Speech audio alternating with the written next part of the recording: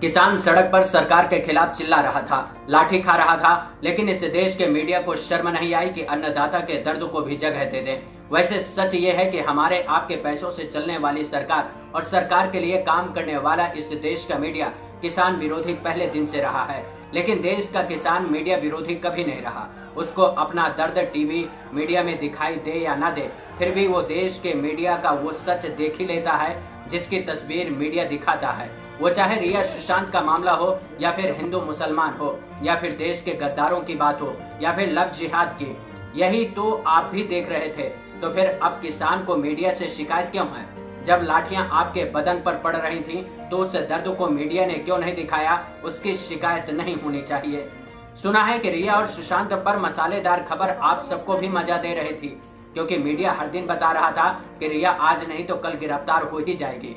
उसमें आपको भी मजा आ रहा था, लेकिन इस बीच बेरोजगारी, देश की अर्थव्यवस्था, गरीबों की लाचारी और वो दर्द जिसको सत्ता ने दिया, और किसान पहले दिन से मीडिया का हिस्सा नहीं रहा। वो रहता भी कैसे? क्योंकि वो उस मिट्टी का हिस्सा है जहां पसीना बहता है, और मीडिया उसका हिस्सा है जहां एसी चलता है। इसलिए एसी वालों का दर्द मीडिया को बहुत जल्दी समझ में आ जाता है, और किसानों पर जब लाठी चार्ज हुआ तो उसको जगह नहीं दी, जिसका फायदा उठाकर नेताओं ने कह दिया ऐसा तो हुआ ही नहीं। गृह मंत्री का बयान आया कि लाठीचार्ज हुआ ही नहीं, तो उस पर आपका क्या कहना है? गृह मंत्री जो है ना, आजकल वो दिल के मरीज हो चुके, कंगना के प्यार में पागल है। उनको कंगना दिखती है, किसान नहीं दिखते। ठीक है, उनको कंगना की चिंता ज्यादा है, किसान की चिंता नहीं। उसकी मूंछ पाड़ने का, दाढ़ी पाड़ने का काम करेगी प्रदेश की जनता, जब पता लगेगा उसको। वैसे किसानों का वादा पूरा करने में सिर्फ 14 महीने का समय बचा है, जब देश के किसानों की आमदनी दोगुनी हो जाएगी, क्योंकि मोदी सरकार ने 2022 तक देश के हर किसान की आमदनी दोगुनी करने का भरोसा दिया है। फिर चाहे अब तक की आमदनी में गिरावट क्यों न दर्ज की गई हो, लेकिन इस देश का सच यही है कि जब देश की विकास दर -23.9% नीचे चली गई, तब देश के कृषि सेक्टर ने लाज बचाई, जो प्लस में ग्रोथ कर रही है। यानी कि इस देश के किसानों ने बहुत से लोगों को रोजगार दिया और उनको भूखमरी की कगार पर जाने से बचा लिया।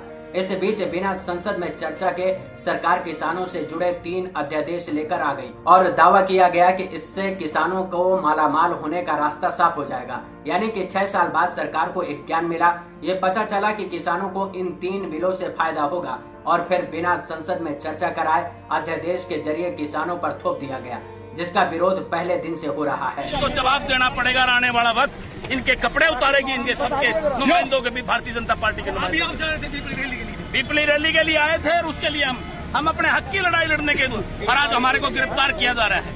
ये दुर्भाग्य है इस देश का, प्रदेश का। ऐसी तानाशाह सरकार, ये आज इनकी मंशा और नीयत साफ हो चुकी है।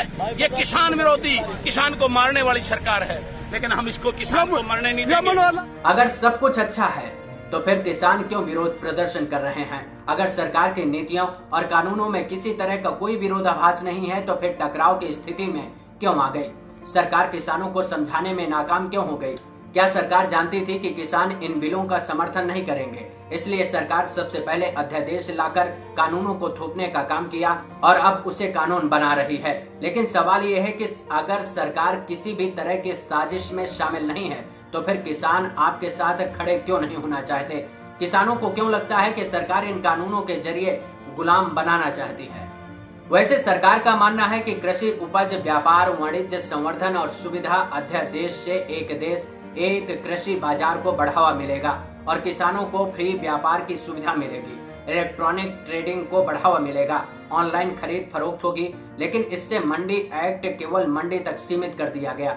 मंडी में खरीद फरोख्त पर टैक्स लगेगा, लेकिन बाहर बेचने और खरीदने पर इससे छूट मिलेगी, जिससे मंडी व्यापारी बहुत नाराज हैं, क्योंकि इससे बाहरी और प्राइवेट कारोबारियों को फायदा पहुंचेगा, जबकि मंडियों में काम करने वालों का रोजगार छिन जाएगा।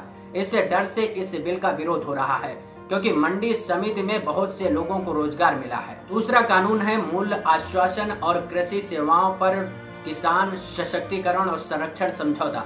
जैसा कि इस कानून के नाम में ही समझौते की बात है, यानी कि किसानों को समझौता करना होगा। इसका मतलब है कि किसान किसी कंपनी या फिर किसी व्यक्ति के साथ कॉन्ट्रैक्ट साइन करेगा।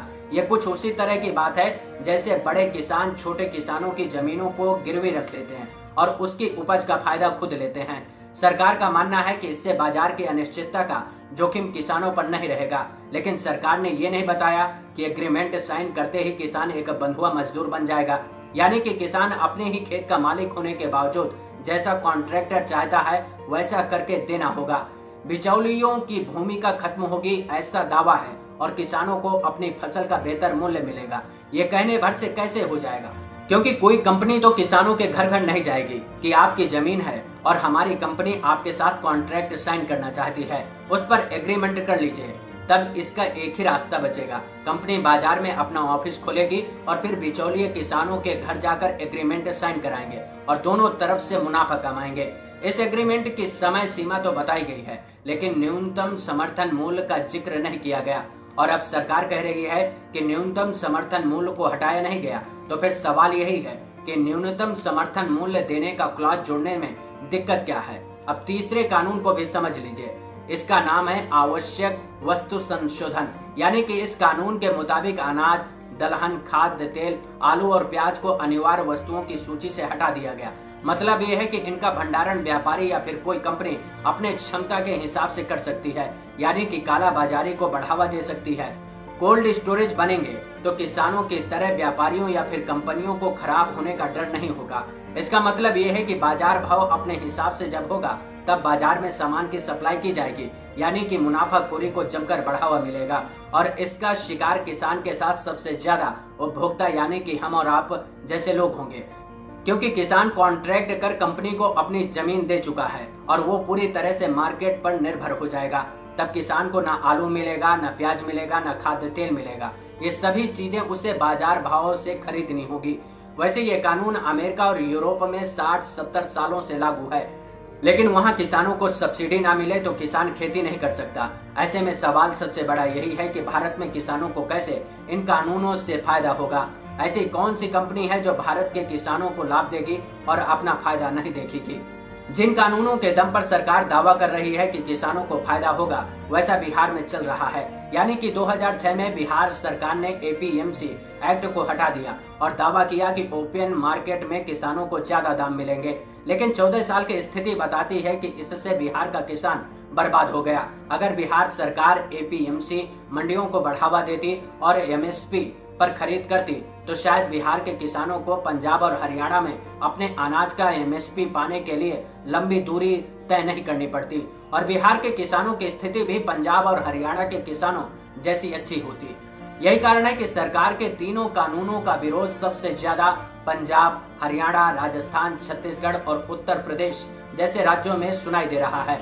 इसके साथ नॉर्थ में भी विरोध प्रदर्शन चल रहे हैं। किसान मांग कर रहे हैं कि 3 बिल सरकार जो लेकर आई है उनको वापस लिया जाना चाहिए, क्योंकि सरकार एमएसपी को खत्म करना चाहती है। लेकिन सरकार कह रही है कि इन तीनों बिलों में एमएसपी खत्म करने का कहीं भी जिक्र नहीं है। ये बात सच है कि एमएसपी खत्म करने की बात नहीं है, लेकिन सरकार की मंशा एमएसपी हटाना ही है। वैसे भी शांता कुमार समिति एमएसपी देने के खिलाफ है। इसके अलावा भी कई समितियां बनी हैं जो किसानों को एमएसपी देना नहीं चाहती हैं। सरकार की मंशा पर सवाल इसलिए भी उठ रहे हैं क्योंकि मोदी सरकार आने के बाद एक नोटिफिकेशन राज्य सरकारों को जारी किया गया था, जिसमें कहा गया था कि एमएसपी के आगे कुछ भी नहीं दिया जाएगा। अगर ऐसा कोई प्रावधान किया जाता है तो उसका खर्च राज्य सरकारों को ही उठाना होगा। इसका विरोध बीजेपी शासित राज्यों ने भी किया था। इस देश का सच ये है कि 6% किसान हैं जिनको एमएसपी मिलता है, जबकि 94% किसान अपनी उपज को बाहर की मंडियों में बेचता है। यानी कि 94% को न्यूनतम समर्थन मूल्य नहीं मिलता। फिर भी किसान एमएसपी की मांग कर रहा है, क्योंकि पंजाब और हरियाणा में किसानों को तय दाम मिलते हैं, क्योंकि इन 2 राज्यों में एपीएमसी मंडियों को ढांचा जो है वो अच्छा है, जबकि बाहर की मंडियों में एमएसपी से कम पर खरीद होती है, जिससे किसान को नुकसान होता है। और फिर वही व्यापारी जो बाहर किसानों से खरीदता है वो एमएसपी पर या फिर उन कंपनियों को अच्छे दाम में बेचकर मुनाफा कमाता है। सरकार का असली खेल अब समझाता हूँ। क्यों ऐसा कह रहा हूँ? सरकार की मंशा एमएसपी हटाना है, वो कैसे, इससे समझिए। पंजाब में एक कंपनी जब मंडी के अंदर गेहूं खरीदती है तो उसे 6% टैक्स देना होता है, और जब वही कंपनी मंडी के बाहर गेहूं खरीदती है तो उसे टैक्स नहीं देना पड़ता है। यानी कि ये कंपनी बाहर से खरीदने का काम करेगी, और कंपनी जो 6% टैक्स मंडी में देती थी उसमें से 2% बढ़ाकर किसानों को दे देगी और किसान खुशी खुशी अपना अनाज कंपनी को दे देगा। इससे क्या होगा कि मंडी प्रथा धीरे धीरे खत्म हो जाएगी और जब मंडी प्रथा खत्म हो जाएगी यानी कि एमएसपी की मांग खत्म हो जाएगी, तब किसानों को उस दाम पर अनाज बेचने को मजबूर किया जाएगा जिस दाम पर कंपनी खरीदना चाहती है, क्योंकि तब तक किसान के सामने एमएसपी का ऑप्शन नहीं होगा। क्योंकि सरकार एमएसपी तय नहीं करेगी तो फिर व्यापारी या फिर कंपनी अपने हिसाब से रेट तय करेंगे, यानी कि अच्छे दाम का सपना किसान का चकनाचूर हो जाएगा। सरकार कह रही है कि ओपन मार्केट होने से किसानों को ज्यादा फायदा होगा, लेकिन इतिहास गवाह है कि इससे सरकार ही संकट में फंस गई थी। 2005 और 6 में सरकार ने एक संशोधन किया और कंपनियों को गेहूं खरीद की खुली छूट दी, जिसके बाद कंपनियों ने जमकर खरीदकर भंडारण कर लिया। इसमें मल्टीनेशनल कंपनियां भी शामिल थीं। लेकिन जब सरकार के स्टॉक में कमी आई यानी कि बीडीएस देने की जरूरत पड़ी तो सरकार ने उन कंपनियों से पूछा कि स्टॉक कहां है, तो कंपनियों ने बताने और देने से साफ मना कर दिया। तब भारत सरकार को 5 मिलियन टन गेहूं इंपोर्ट करना पड़ा था, जिसकी सीबीआई जांच की मांग बीजेपी ने की थी। ऐसे में सवाल ये है कि जब कंपनियों को सीधे किसानों से जोड़ा जाएगा तो क्या दोबारा से 2005-6 वाली स्थिति में सरकार नहीं आएगी? क्या सरकार महंगाई रोकने में कामयाब होगी? क्या सरकार स्कूल में चलने वाले खाद्यान्न आपूर्ति को पूरा करने में सक्षम होगी? क्या गरीबों को सस्ते दाम पर अनाज देने की जरूरतों को पूरा कर पाएगी? ये सिर्फ किसानों को बहलाने की बात है कि एमएसपी से सरकार पीछे नहीं हट रही और सरकार कह रही है कि हम तो एक देश और एक बाजार की नीति बनाकर देश के किसानों को फायदा पहुंचाना चाहते हैं। लेकिन प्रैक्टिकल होकर सोचिएगा, जिस देश में 86% किसान ऐसे हैं जिनकी जमीन 2 हेक्टेयर से कम है, वो किसान कितना अनाज उगाता होगा? वो ज्यादा से ज्यादा 60 से 70 क्विंटल गेहूं उगाता होगा। वो क्या अपना जिला छोड़कर देश के दूसरे कोने या फिर अपने जिले के दूसरे कोने में जाने में सक्षम होगा? जब उसके पास संसाधन ही नहीं होगा, ऐसे में किसान अपनी नजदीकी मंडी तक जाने से पहले 1000 बार सोचता है। वो किसान दिल्ली, मुंबई, कोलकाता जैसे शहरों में जाकर अपना अनाज कैसे बेच पाएगा और अच्छे दाम कैसे मिलेंगे? ये सब कहने में और सुनने में अच्छा लग सकता है कि सरकार एक देश में एक बाजार लेकर आ गई, लेकिन सच ये है कि सरकार एक देश में एक बाजार नहीं बल्कि 2 बाजारों को जगह दे दी, यानी कि एपीएमसी और दूसरी मंडी के बाहर एक अलग मार्केट होगी जो पहले से चल रही है।